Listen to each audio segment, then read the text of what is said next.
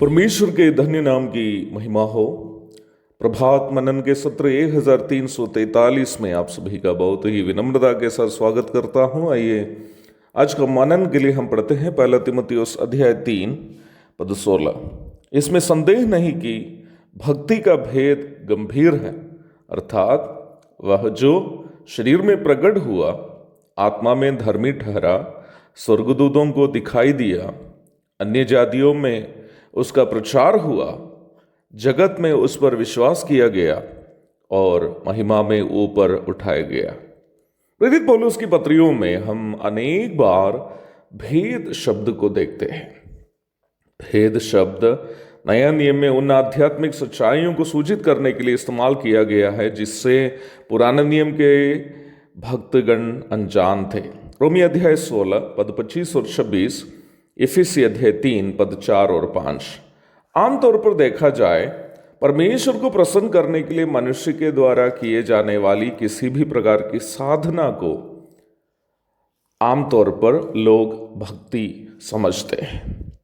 कोई भजन कीर्तन करना भक्ति का प्रकटीकरण समझते हैं, कोई तीर्थ यात्राओं को भक्ति का प्रकटीकरण समझते हैं, कोई उपवास में रहकर प्रार्थना करनी भक्ति का प्रकटीकरण समझते हैं। प्राचीन समय के धर्मों में आस्था रखने वालों से लेकर वर्तमान समय के धर्मों के सदस्य तक इस तरह की धारणाएं रखते हैं। मैं निस्संदेह ये कह सकता हूं कि वर्तमान समय की कलीसियाओं में भी इस तरह की धारणाएं आमतौर पर प्रचलित है। लोगों की सोच यही है कि हमारे भजन कीर्तन या भाषण या प्रार्थनाएं परमेश्वर से हमारी भक्ति का प्रकटीकरण है, जबकि मेरा कहना यह भी नहीं है कि गीत नहीं गाना, नहीं तो संदेश प्रार्थना आदि नहीं करनी चाहिए, परंतु मेरा कहना यह है कि केवल ये सब करने से परमेश्वर हम पर प्रसन्न नहीं होता है। मुझे लगता है कि आजकल के ज्यादातर मसीही संगीतकार इस प्रकार सोचकर धोखा खा रहे हैं कि अच्छे सुर, ताल, लय आदि मिलाकर गाने से परमेश्वर उन पर प्रसन्न होता है।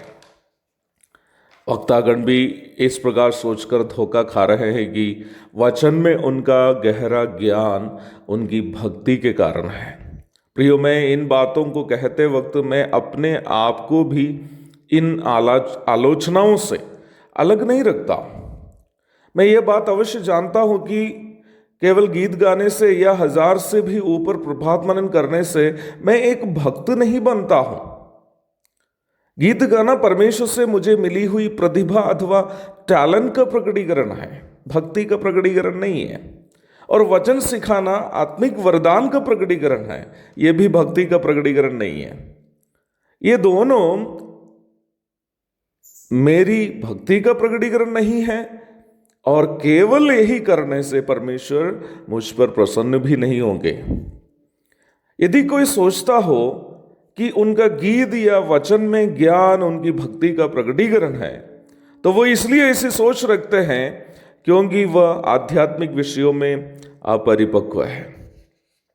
यदि अच्छा से गीत गाने वालों से परमेश्वर खुश होते तो हम मसीहियों से अधिक परमेश्वर को फिल्मी गायकों पर खुश होना चाहिए। वे लोग भी मसीह गाना गाते हैं। आप यूट्यूब में जाइएगा तो लता मंगेशकर से लेकर के कुमार सानू और आदि आदि फिल्मी गायक लोग मसीही गीत गाए हैं, अच्छा से गाए हैं जितना मसीही संगीतकार भी नहीं गा पाते हैं। यदि यीशु मसीह के बारे में प्रचार करना भक्ति का प्रकटीकरण होता तो याद रखनी है कि स्वामी विवेकानंद से लेकर वर्तमान काल के कुछ हिंदू गुरुओं तक कई लोग प्रभु यीशु मसीह के बारे में इतना अच्छा से प्रचार किए हैं जितना आजकल के कुछ तथाकथित मसीह प्रचारक भी नहीं कर पाए। मोदी और केजरीवाल भी क्रिसमस के मौके पर यीशु मसीह का प्रचार किए हुए हैं। क्या वे लोग इसलिए ऐसे किए हैं क्योंकि वे लोग प्रभु के भक्त थे या भक्त हैं? कभी नहीं। प्यारो, अवश्य याद रखनी है कि हमारी प्रतिभाओं तथा आत्मिक वरदानों का प्रदर्शन हमारी भक्ति का प्रकटीकरण नहीं है। फिर भक्ति का सही प्रकटीकरण क्या है? इस प्रश्न का उत्तर प्रारंभ में पढ़ी गई पद में है। परंतु समय के अभाव में मैं उस बात को आज नहीं कहूँगा। प्रभु दया करे तो इस प्रश्न का उत्तर लेकर मैं कल आपके पास आऊँगा। तब तक के लिए आपसे विदा हो जाता हूँ। सही भक्ति को जानकर प्रभु को खुश करने वाली भक्ति करने के लिए प्रभु हम सबकी मदद करे। एक और शुभ दिन की धन्य कामनाओं के साथ आज का मनन मैं यहाँ समाप्त करता हूँ। प्रभु जल्द आने वाला है। मारानाथा।